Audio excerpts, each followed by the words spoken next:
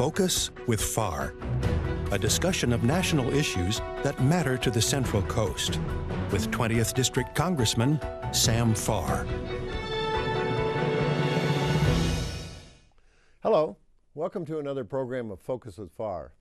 Today I'm really happy and excited to have a very distinguished guest, John Laird.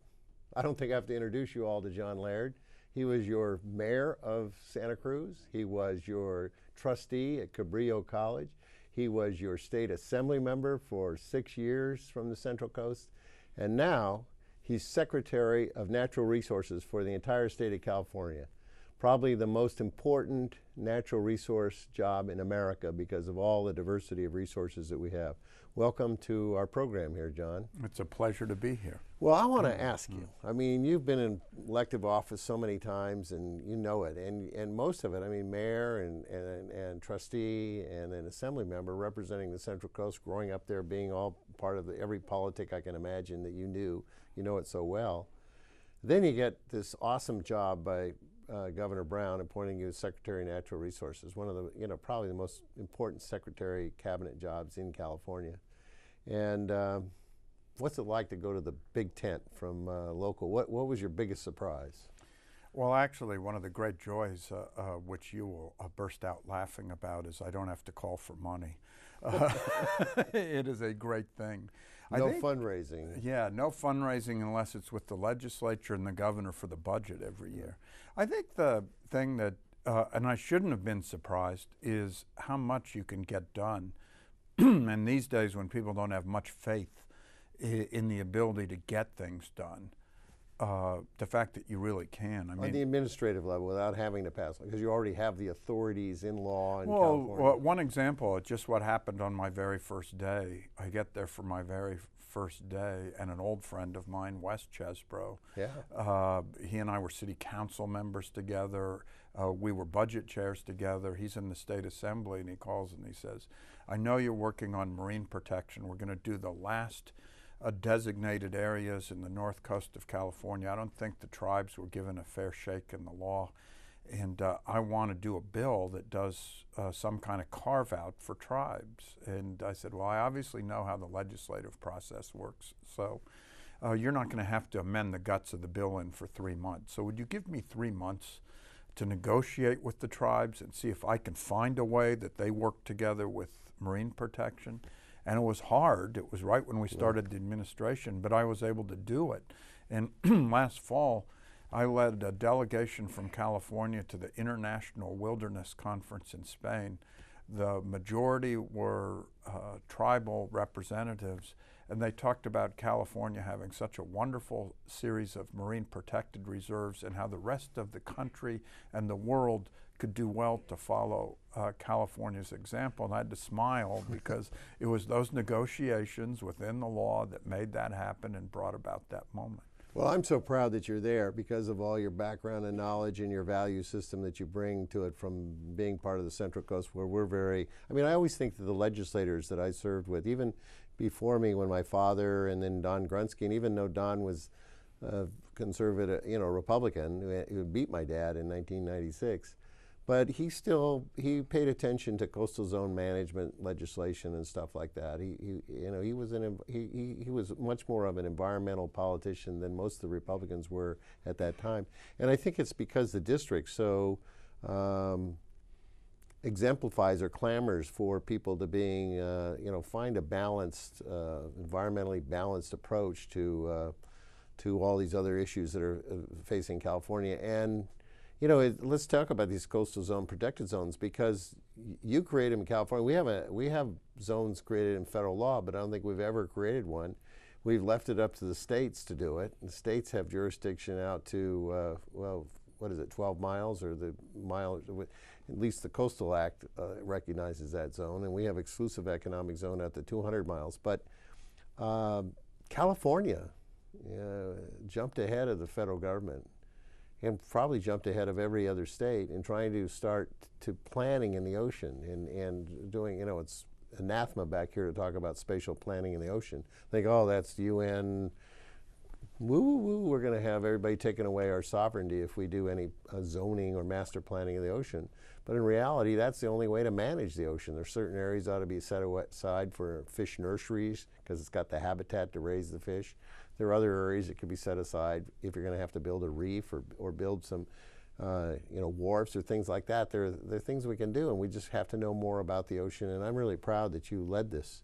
How is it, the rumors are that actually the fish stocks have improved in California because of these coastal protected zones? Well, you see, one of the key parts of this is to do baseline science. Where was it at the time the designations were made?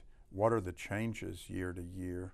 And actually adapt. If we didn't put the right thing in place, do we have enough science to decide, well, something should be somewhere else? Mm-hmm. And the interesting thing is the very first one of the 4 was 6 years ago, and it was the Central Coast. And so one of the 4 zones of California. Yeah, there's really sort of the Central Coast, Southern California, the North Central Coast, and then the Mendocino, Humboldt, Del Norte part of the Northern California coast. We were the first. And so we've been able to have science start to come back. And as I'm fond of saying, Julie Packard will sit, the director of the aquarium will sit and smile in a crowd. I'll say, well, you know, if you're certain types of rockfish, their life cycle might mean they're more fertile near the end of their life, and they might live 30 or 40 or 50 years. So just because you've had marine protected areas for 6 years doesn't mean that you've protected a fish in a way that it gets back to what the normal full cycle is. But are we where we're supposed to be at this point? And that's what the first science is showing. And I think you make a really good point about California leading and, geez, other people thinking we don't want to do this or maybe it's crazy. And I don't want to represent that it was totally easy, because a lot of people in the fishing industry were not happy about this, even though, in my view, there won't be sustainable fisheries so that they can fish for all time if we don't figure out a way to be sustainable off the coast of California. And if we, once again, just as we did on greenhouse gases with tailpipe standards, the federal government, after 10 years, adopted what California did because we proved it worked. We were the first ones to do it. And I'm confident the same thing will happen with marine protection over time. I think the future of California, frankly, is that. I mean, here we are, an industrial state, and we've got just tons of diversity of industry from all kinds of agriculture, and 400 different agricultural crops grow in different microclimates, all kinds of special needs for each one of those crops.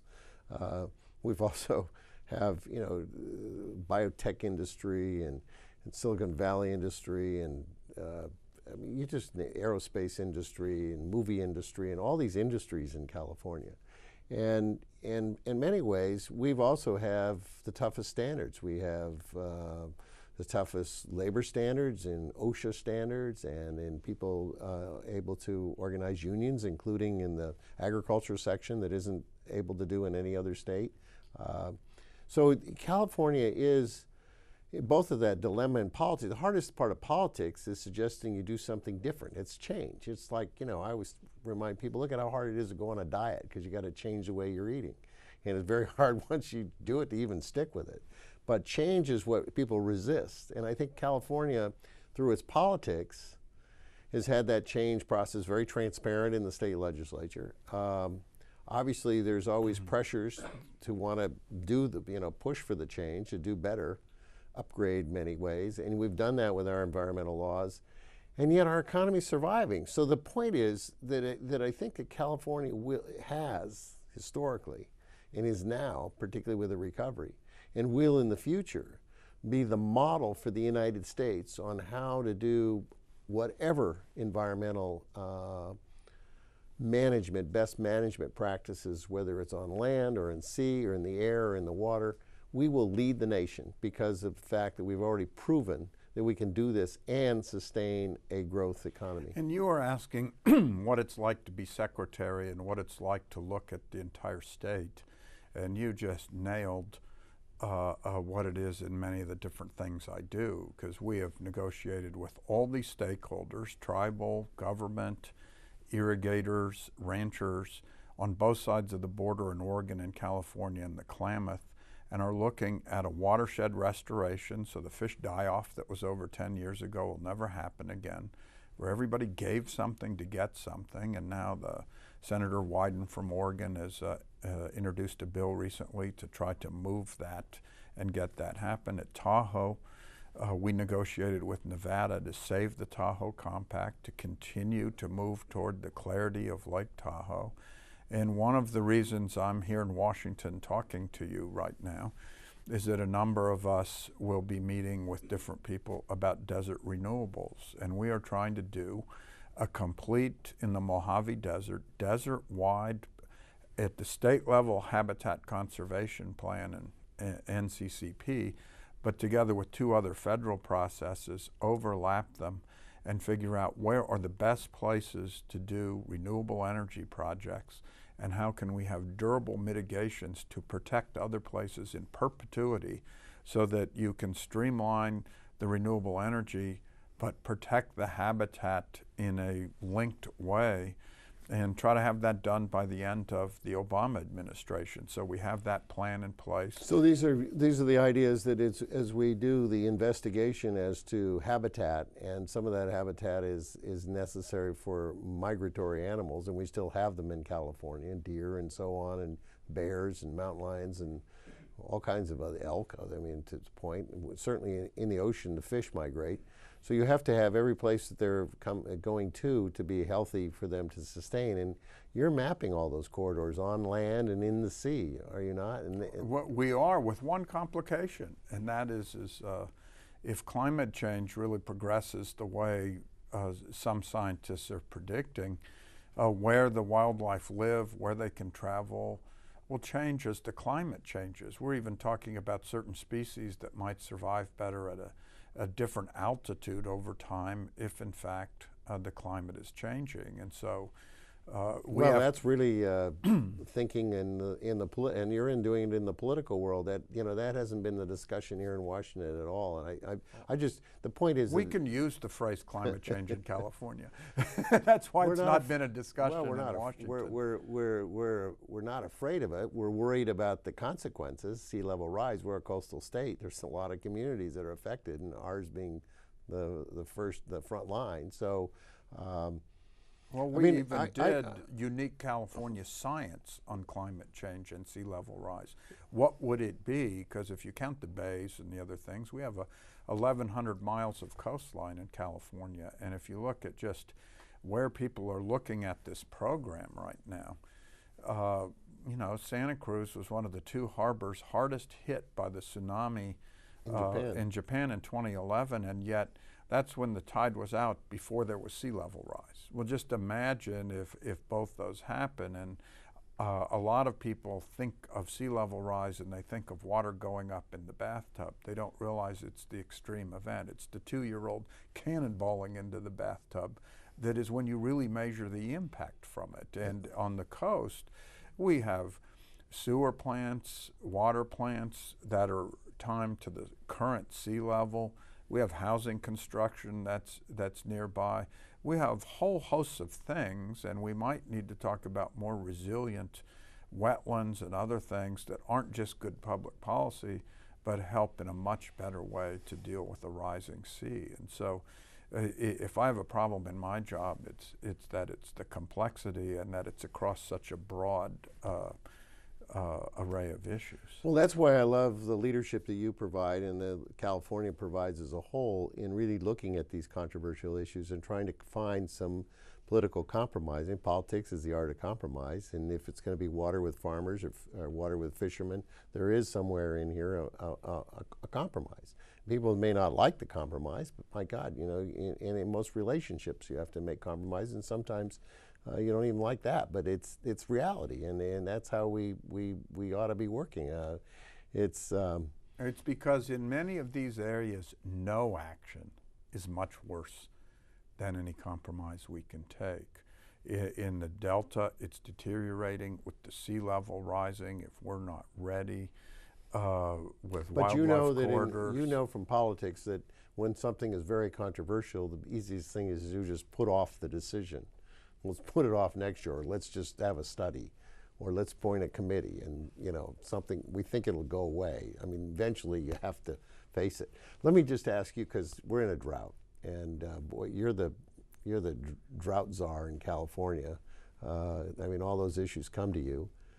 Tell me how you look at the state, and maybe we can reflect a little bit on the local Santa Cruz and Monterey Peninsula politics. Well, our measures of drought are just amazing. As we are filming this, the snowpack in the Sierra is 3% of normal, and that's our water bank. A year ago in January, CAL FIRE, which is in my jurisdiction, responded to 0 major fires in the state. This January, they responded to 437, including 2 in Humboldt County, which is arguably one of the wettest places in California in the winter. And we have certain communities, one on the Central Coast in Lompico, that are likely to have their water systems go dry before the rainy season starts next year. And we're funding a special miles-long intertie in Lompico to tie their water system into a neighboring one so they're backed up and they won't run out. And so when you're dealing with this kind of drought crisis, it's amazing. You can't take your eye off the long-term solutions, but you have to do amazing things short-term, because conservation is about it. And on the Central Coast, Santa Cruz and Monterey counties and part of San Benito, we do not import water from anywhere. We have to rely on ourselves. On our rainfall. Yes. And our reuse of reclaimed water. And hopefully some sustainable groundwater, which is a challenge around the state too, and overdrafting of groundwater in the Central Valley, it's subsidence of land. San Luis Obispo County, its wells are going dry. Along the coast in our area, it draws seawater in underground with seawater intrusion. So both our counties are pursuing saltwater conversion as a portion of the solution. The other is better use of reclaimed water and finding those sustainable aquifers underground things, not the Carmel Valley, Carmel River. What's your take on this, because the Coastal Commission is under your authority too, to the extent they're under anybody's authority. People will like that. Well, yeah, I have 3 of my 26 boards, commissions, and agencies that are quasi-independent, and the Coastal Commission is one. So, what do you think about we're pursuing this, and I think rightfully so. I'm in favor of it. I just don't find another source that you can get as much water from, even though it's only about 1/3 of the solution. But it seems like they're pursuing it in the right way. Is your take at the state level? I know there's a lot of sort of controversy about doing any saltwater conversion. We have done it before. Santa Barbara built state-of-the-art plant and then found out they could buy water cheaper by not even using it, so they mothballed it. And I understand there's another plant coming online in Southern California, which is supposed to even be more modern or the state-of-the-art of saltwater conversion. I mean, how do you see this as one of our... Well, there's 3 problems with it. One is if you have an open ocean intake or an intake that takes marine life, you have to figure out a way to take the water in that doesn't happen. Once you separate... That you don't take in the marine life. Right. And once you separate the brine, you have to dispose of the brine. Along the coast, if you mix it with treated wastewater, it might go back in the ocean at the same salinity at which it was pulled out. Mm-hmm. But that means you have trouble recycling the wastewater because you need it for the brine. And then it's among the highest energy cost of any water system or any water supply. Having said that, you can get by all those 3 in some places in the state, and I think it's all about, if you have no other alternative, you got to look at that. Yeah, and that's the tough thing. In Santa Cruz, a project imploded. In Monterey, it seems to be moving ahead. In Marina, there's actually a very small one that has just been going for a while. And as you mentioned, there's 2 in Southern California. One's under construction that are really at an industrial size. And when I was in the legislature, I went to Israel and I asked to go to their desalting plant on the Mediterranean, and it provides water to, I think, 1/7 of Israel. and given their dryness in their climate, their isolation from the surrounding countries, they don't have much option to do it, but to do it. Well, I think that the big cost is the energy costs, and perhaps the mixture of solar and other things that are less expensive to develop could help. And the idea of what you're sucking in from the sea, if you do a well under the sea in the brine, in the coastal, in the wave, what do you call it, near shore, that's what the Monterey Peninsula is trying to do, and therefore you avoid that sucking in the marine life. But we're that's all being done now to test wells and do that. I hopefully we come to some solution, because and this isn't going to solve our immediate drought problem, which is in an almost crisis emergency in many parts of California. But don't you think it's we don't have too much time left, but I just want to dwell for a minute on. It seems to me, in my experience here in Washington, whenever there's a crisis, we throw money at it. And we will, at the federal government, throw some money at this, albeit mostly to California, but other states will also benefit. And you're doing something in Sacramento, aren't there? Are bond issues or other bills being devised to raise some capital to do the improvements, the infrastructure development up and down the state? And will those small counties or coastal counties that haven't been part of the state water project get any benefit from those resources? Well, that's the real goal, because if voters are voting on a bond, everybody needs to benefit, not just those in one part of the state. And so that is something that is very central to the talks. But the thing that's interesting is, I said we can't keep our eye off the long term, and that is the long term. And we did something very unique earlier this year. The Secretary of Agriculture, the Secretary of Environmental Protection, and myself issued a joint water action plan. And normally those things aren't readable. It's 20 pages. You can go to the Resources Agency webpage and access it. And it really says we have about 10 things we need to do. You don't just look at the delta. Mm-hmm. You have to reclaim water. You can reclaim storm water. We need some additional storage to collect water in the wettest years to tide us over the dry. We need sustainable groundwater management. We need wetlands restoration in certain parts of the state that's key to the water system, but also the health of the ecosystem. And we need to manage what we do now much better.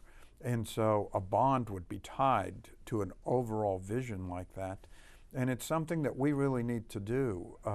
You shouldn't be going and spending money for more water unless you're managing what you have well. And yet, our water infrastructure was put together primarily when California had about a third to a half of the population it has now. And it is not sustainable.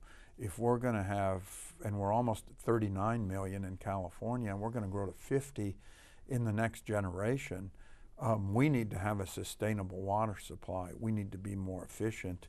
And we need to always have available what we had in the prior year, and we only do that if we use reasonably.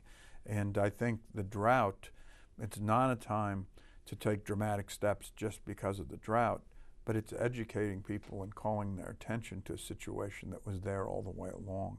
And we really have to take advantage of people's heightened awareness to take some action.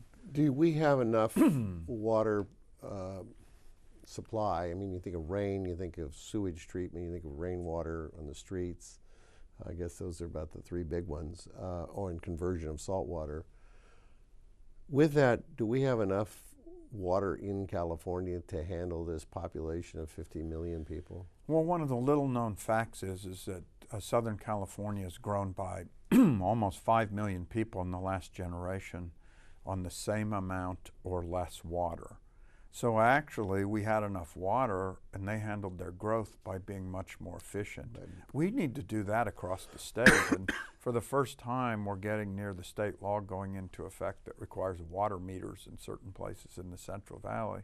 And it's shown that when people pay based on how much they use they conserve 30 to 35%. And so we have a lot of tools that we haven't fully used yet that we have to keep at. Last in a minute, if I can do it. A big issue in our area, and you're having it, is fracking.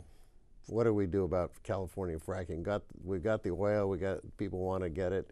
Last year they couldn't in the legislature. They only had 20 votes for a moratorium. Since they could not get a moratorium, really the administration supported the strongest regulations in the 50 states. Do environmental review, see if water quality is damaged, do base water measurements before and after, give the public notification of where it's going on, and we are implementing that to the fullest possible extent. And yet our county, Santa Cruz, your home, the county I represent, has been the first county in California to pass a ban on fracking. And I think San Benito voters will be voting on it. Not that people want to look for oil in Santa Cruz County. Exactly. Well, it's nuclear free, so as well. Well, it'll be very interesting to follow this. I'm sort of the moratorium is the way I think politically we ought to handle it, as we did with the offshore oil drilling. So I just want to encourage you to just take the leadership role as you have and just keep going with it. Washington's we're stuck now. We were like Sacramento was for the last decade, where we don't want to vote for any new revenues. We don't want to spend any money. We just want to cut, squeeze, and trim. And we're going to have to do that. And I think we'll politically kind of be there for a while. So while we're stuck, people are going to have to lead. California is going to lead in many ways, and you're going to be one of the biggest leaders in the country. And so I hope you stick with it. Well, thank you. I'm hoping to keep doing this job, and I'm loving it. I feel like I make a difference every day. And I got to confess, in Sacramento, I trade on stories of the Monterey Bay Area, but I think it was the fact that in the Monterey Bay Area, you can actually make a difference, you can make things happen, is an ethic that I've taken to Sacramento, and I think people could do well by. I say in Washington, if you're from California and you don't care about the environment, you're not going to get reelected. So as the Chief Environmental Officer of the state, thank you for your leadership, and thank you for being on our program. My pleasure. Thank you very much for watching. This has been Focus with Farr, and I hope you've enjoyed this session with Secretary of Natural Resources for the state of California, our own local former mayor, supervisor, assembly member, now State Director of Natural Resources, John Laird. Thank you for watching.